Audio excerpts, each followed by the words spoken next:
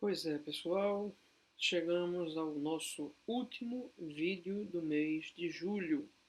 Vamos, de maneira sucinta, conversar sobre a ferramenta do plano de negócios, né? O chamado, famoso, o famigerado Business Plan. Antes de trazer essa temática, é importante comentar o quanto essa metodologia ou esse instrumento é fundamental quando se fala em transformar uma ideia em um produto, em um serviço, em uma empresa. Nenhuma incubadora que se preze aceita candidatos à incubação que não tenham um plano de negócios previamente construído. Óbvio que esse instrumento passa a ser maturado dentro do processo de incubação. E não existe também, entrando nesse mote da importância do plano de negócios, um bom empreendedor que não busque se capacitar para realmente transformar essa ferramenta em algo real, tá certo? Então, alguns pontos fundamentais aí para servir como um alerta para a gente. Vejam só, não se constrói nenhum projeto empreendedor sem ele. Ele não pode, não deve ser substituído por nenhuma ferramenta reducionista. E por que eu falo isso?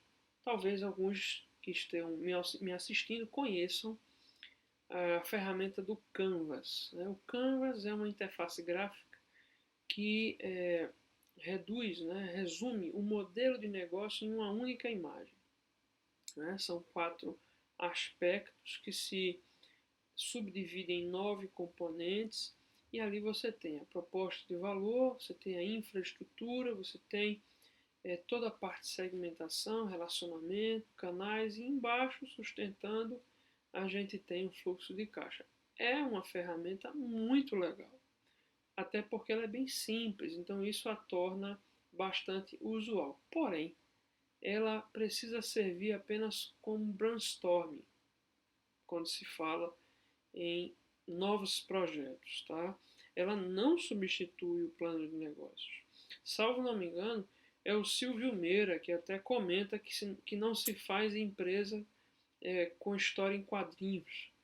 E é uma crítica não ao Canvas, mas ao uso do Canvas em substituição ao plano de negócio. Então fica um alerta do quão é fundamental a gente realmente mergulhar na construção de um plano de negócios. Obviamente que ele demanda tempo, imersão, uma iteração, ou seja, uma evolução bem grande nesse processo, que começa por uma grande coleta de dados e que vai demandar também muita análise.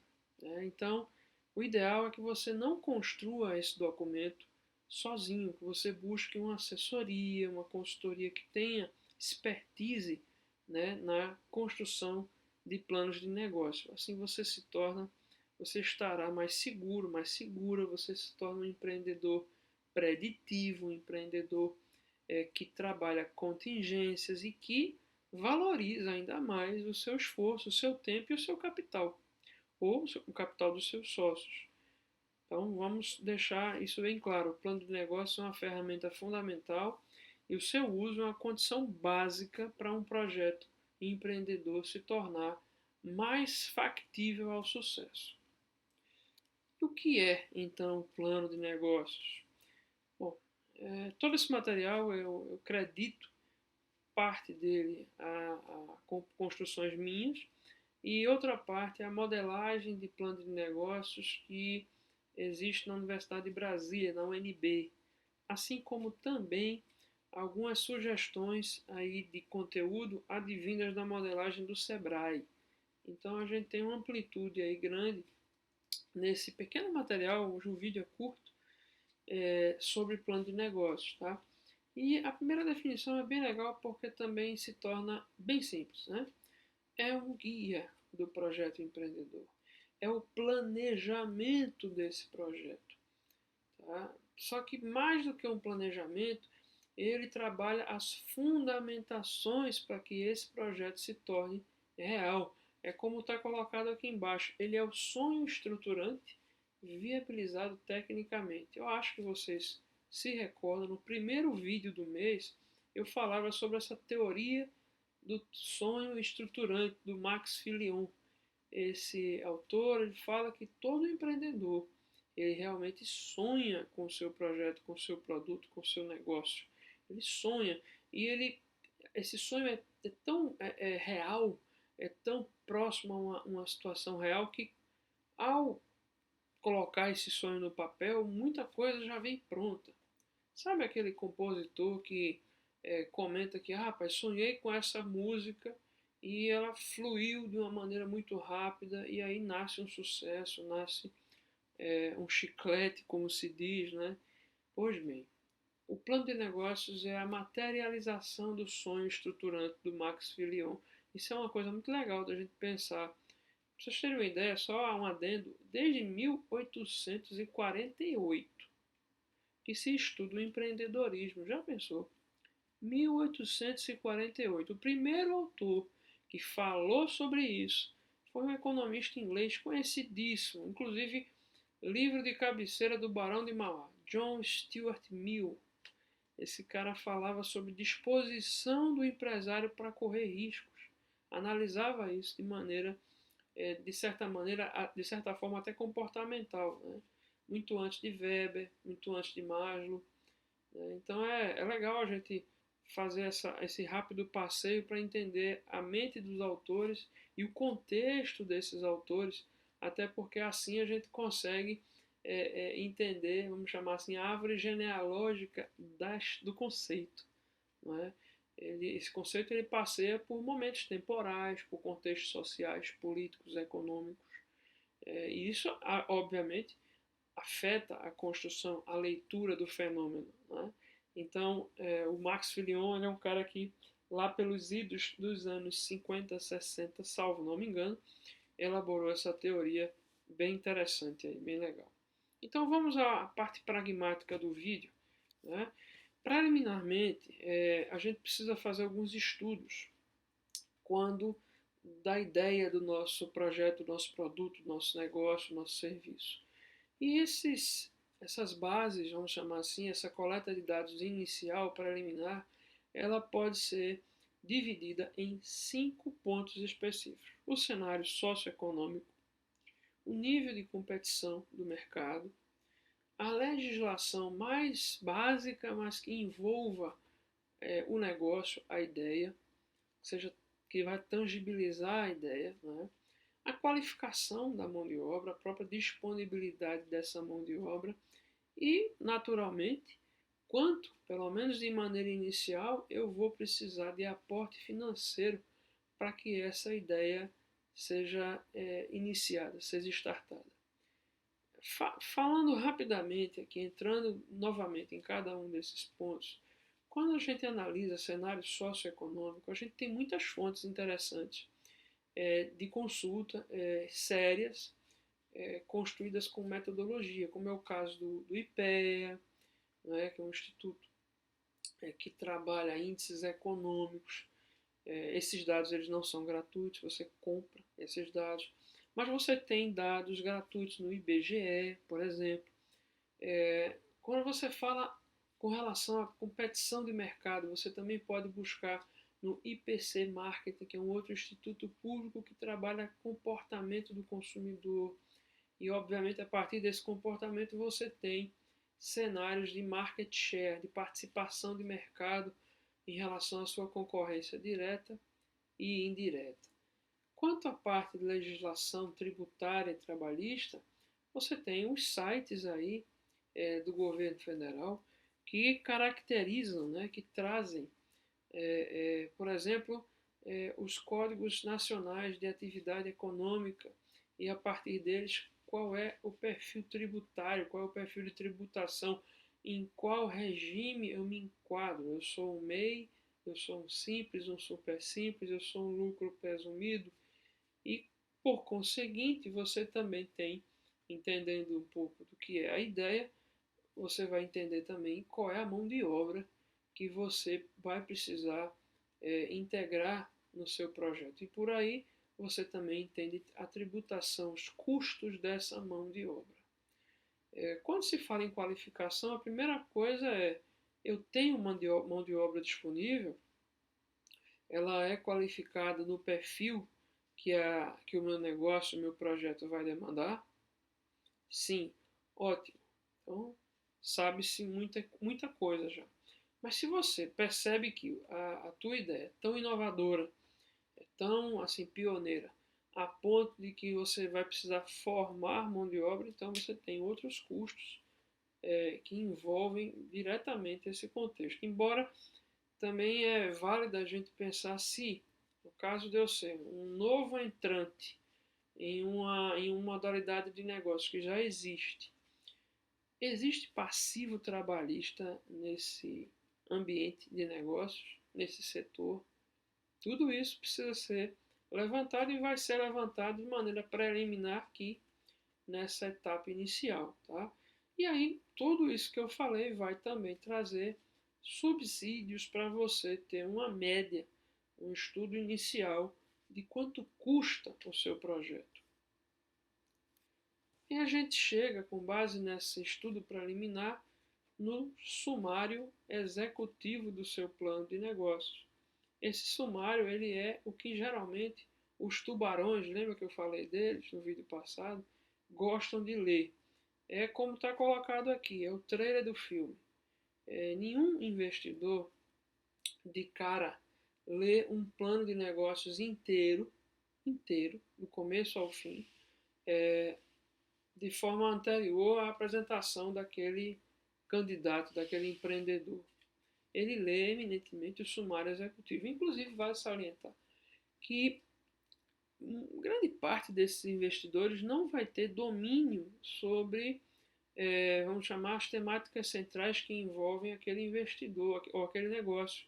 Por exemplo, digamos que eu esteja idealizando uma indústria química focada ao mercado de limpeza, mercado de produtos de limpeza, porque a ideia que eu tive foi criar uma espécie de sabonete líquido que, além de ter glicerina, também tem um componente que protege a pessoa dos raios ultravioleta.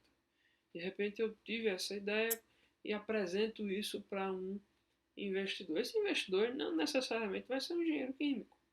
Ele está cercado por uma equipe de assessoria técnica que trará suas colaborações, né, e que norteará esse investidor, inclusive na decisão dele de querer ouvir o empreendedor ou não. Tá? De antemão, o sumário executivo é o trailer, é a primeira coisa que deve ser bem construída no sentido formal do documento para atrair a atenção do investidor. E o sumário ele se compõe em 5 pontos fundamentais. Primeiro, o que é o seu produto, o seu serviço, o seu negócio? O que é esse negócio? É uma low-tech? É uma fintech? Enfim, o que é o seu negócio? Né? Que produto, o segundo item, que produto o seu negócio oferta? Né? Que serviço o seu negócio oferta? Existe mercado para ele? Que mercado é esse? Definir isso no ponto 3 é muito importante. Até porque essa leitura te aponta uma projeção de crescimento diante desse dimensionamento, dessa apresentação do mercado, tanto competitivo quanto consumidor, obviamente. E aí você tem a estratégia que você elabora, pelo menos inicial, para que esse produto seja aderido nesse mercado. Ele possua espaço e consiga penetração nesse mercado. Por fim, vêm os elementos quantitativos, vamos chamar assim, que vão ser o gatilho da decisão do investidor de querer conhecer, explorar a ideia a partir da apresentação do projeto, que são os dados financeiros.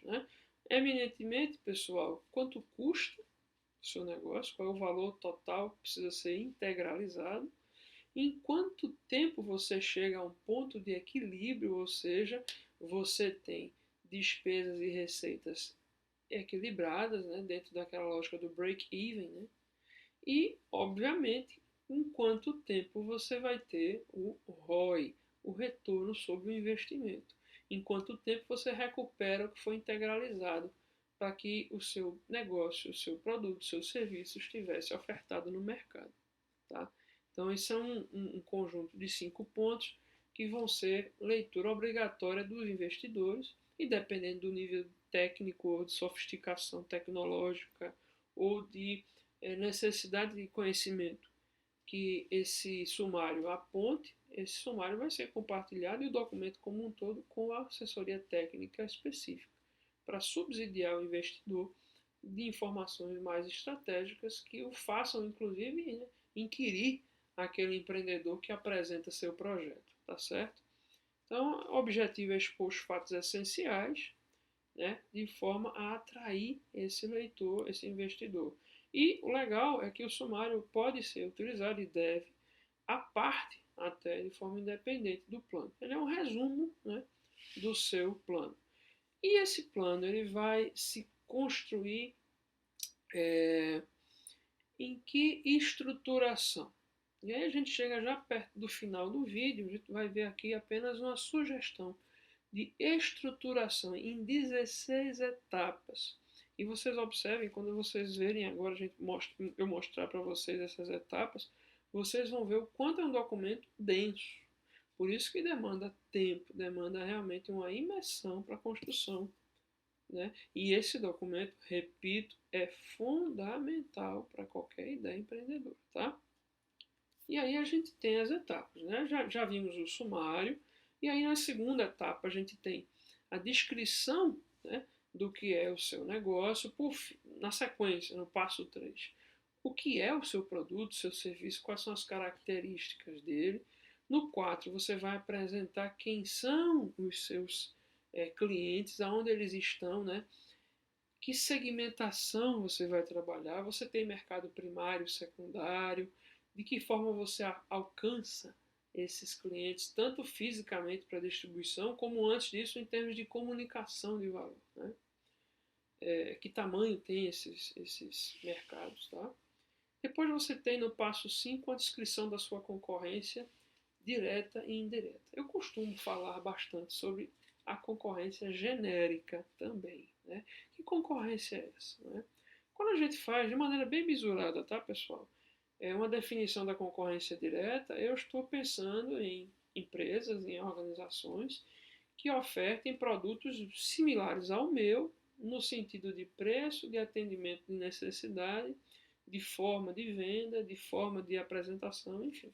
É, é como se eu tivesse realmente trabalhando aqui, por exemplo, a Coca-Cola concorrendo com a Pepsi. Ambas existem para matar a sede, ambas são refrigerantes de cola, são refrigerantes, né? Então a gente tem produtos similares que concorrem dentro de um segmento, tá certo? A concorrência indireta é quando eu tenho a necessidade sendo atendida de outra forma. Então, a necessidade do refrigerante, em tese, vai ser matar a sede. Eu posso matar a sede com água, com um suco, na verdade? E aí vão ser concorrentes indiretos ao refrigerante, tá? E aí você tem possivelmente uma mudança no fator preço. Quando eu falo da concorrência genérica, é quando eu tenho preços similares, mas necessidades diferentes. Vamos dar um exemplo prático. Você está num corredor X no supermercado e você vai nesse corredor buscar uma pasta de dente. Quando você está se direcionando à pasta de dente, você viu que de lado da pasta de dente, ou próximo, uma prateleira próxima, existe sei lá, um creme de barbear com uma embalagem muito chamativa. E você pega aquele produto e fica observando aquela embalagem, aquela informação que te chamou a atenção, enfim, vai até o caixa. E você esqueceu de pegar a sua pasta de dente. São produtos que terminaram concorrendo genericamente. Tem o mesmo fator preço, mas um substitui o outro. Então isso é uma teoria relativamente recente, mas que é, sim, um ponto de ponderação importante para você entender dentro do ponto de venda onde seu produto vai estar, se há algo que possa concorrer genericamente com ele, tá certo? Seguindo aqui, o passo 6 é a localização, né? A minha praça, aonde eu vou estar, como eu me disponho fisicamente, quais são as características mínimas aí de localização, circulação de pessoas, veículos, conforto de ambiente. Eu preciso de um ponto físico ou eu sou um negócio eletrônico e preciso apenas de centro de distribuição para as minhas entregas, né? E de uma sala comercial para ter uma equipe gerenciando a sistemática do meu negócio. Isso tudo é descrito, apresentado, explicado na etapa 6 do seu plano de negócio. Na etapa 7, você trabalha a construção da sua precificação. Isso aí é algo, de novo, né, muito importante. Que estratégia você usa? Você usa uma estratégia de penetração, você vai trabalhar um preço de entrada menor do que os seus concorrentes. Você trabalha a estratégia de skimming, né, que é aquela na qual você entra com um preço maior para gerar uma impressão de qualidade. Qual é a forma com a qual você pensa a sua precificação? O passo 8 visa delinear todos os aspectos relativos ao marketing do seu negócio. De que maneira você vai criar uma estratégia de comunicação de valor, de retenção, né, de recuperação. Né? Eu comentava desde o início que, por exemplo, com relação ao processo de incubação, eu posso criar um processo, eu posso ser uma empresa já aberta, que já tem, sei lá, 10 anos de mercado e que quer ser incubada. Da mesma maneira, eu posso pensar em um plano de negócio para uma empresa que já existe. E aí eu vou ter informações históricas que vão me alimentar muito. Porque é aquela lógica da memória organizacional. Eu aprendo com erros, eu só sei que errei quando eu registro o meu erro. Senão ele se perde no tempo. Até porque as pessoas saem da minha empresa e levam com elas o seu conhecimento, sua capacidade resolutiva. Então eu preciso de registro. Nesse sentido, aqui no passo 8, a gente vai trabalhar todas as estratégias possíveis dentro do marketing de relacionamento, do marketing direto, do marketing de serviços, do marketing de varejo, depende do negócio.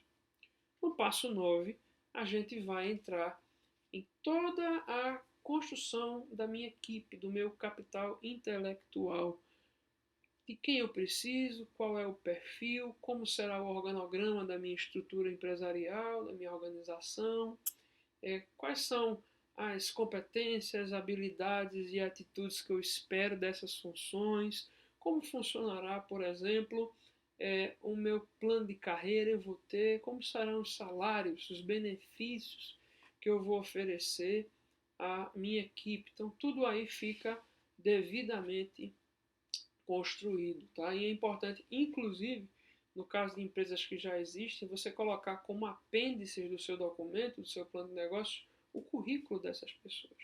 Né? Muitas vezes você cria um plano de negócio para uma empresa já existente quando você pretende vendê-la ou até buscar sócios capitalistas. Tá? O passo 10 eu descrevo todos os meus fornecedores. Eu vou categorizá-los e vou descrevê-los. Uma estratégia muito inteligente é para cada insumo importante ou atividade realizada por um fornecedor, você ter 3 opções de fornecedor.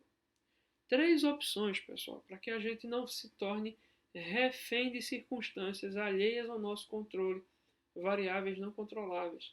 Então é importante você ter para cada categoria de parceiro-chave, de fornecedor, você ter aí pelo menos 3 opções. E aí você elenca as prioridades. A opção A, para mim, é a primeira, porque ela tem um preço menor. A segunda opção é a segunda para mim, porque ela está mais próxima geograficamente. A terceira é melhor, porque me dá condições de faturamento mais longas. E aí você vai criar os seus critérios, tá bom? O passo 11, você descreve toda a parte de planejamento e controle de produção. Sobretudo se você for fabril, se você precisar de uma planta fabril. E aí você vai fazer aí todo o PCP, né? O planejamento, controle de produção, todos os fluxos e tal.